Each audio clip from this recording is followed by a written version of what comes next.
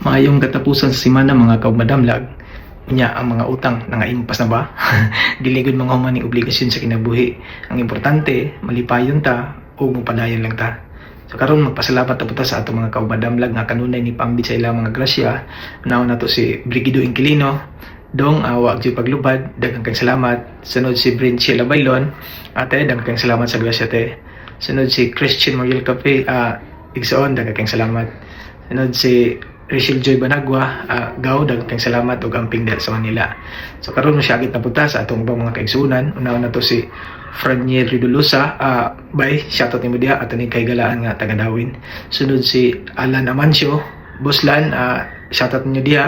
Usan is pinakamaayong mo pintal o mga sakyanan. So shoutout niyo diha tanan.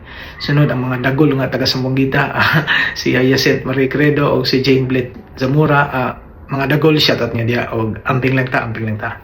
So akong pangutana mga kaumadamlag mao kini. Unsay buot pasabot sa pasubingay nga halinon og aping kana murag hamis na sila aping kay halinon man.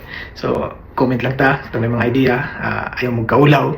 Request lang mo kung nang may ganang ipa-shoutout ato nang tagag pagtagad sa ako. Ayaw iukot ang imong kaugalingon sa mga pagpamugos. Ang importante, kabalo ka nga maayo kang tao. Daghang salamat mga kaumadamlag. God bless natong tanan.